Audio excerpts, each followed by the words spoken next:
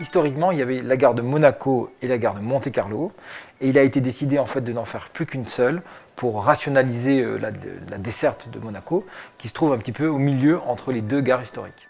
Je m'appelle Fabrice Morénan, je suis le directeur général de SNCF Hub et Connexion, la filiale du groupe SNCF qui gère la gare de Monaco-Monte-Carlo. C'est une gare qui est très étonnante, puisqu'en fait c'est une gare qui est souterraine, puisqu'elle est dans la roche, et vous avez 15 étages pour accéder à cette gare.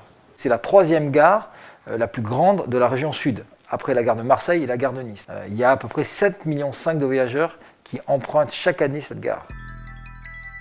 Le principal enjeu, c'est que la gare est la porte d'entrée privilégiée pour l'ensemble à la fois des gens qui viennent travailler chaque jour à Monaco, mais aussi pour les millions de touristes qui viennent visiter la principauté. Vous pouvez leur présenter une offre culturelle et ça permet de toucher un public que vous ne toucheriez pas ou qui ne va pas forcément dans les musées. Une de nos ambitions, c'est justement de multiplier les expositions culturelles, en lien également avec la programmation très riche que vous avez en principauté, et de faire écho à ce qui se passe en Monaco et le mettre également dans la gare. La gare est une destination parce que les gens bientôt iront en gare non plus pour prendre simplement leur train, mais simplement pour aller déguster un café, profiter de la vue parce que vous avez une magnifique vue de la terrasse de la gare de Monaco, regarder une exposition. Par définition, une gare est écologique. Elle permet l'accès par le mode le plus durable et le plus décarboné qu'est le train.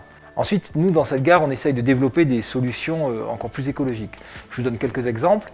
Vous avez une magnifique voûte étoilée dans cette gare. Eh bien, on a changé toutes les lampes et on les a passées en LED pour avoir une consommation électrique plus faible. On a créé un jumeau numérique de cette gare qui permet justement d'avoir une optimisation de la consommation de l'ensemble des appareils qui sont dans cette gare. Et on s'est engagé, dans les 10 ans à venir, à réduire de 30% la consommation énergétique de cette gare.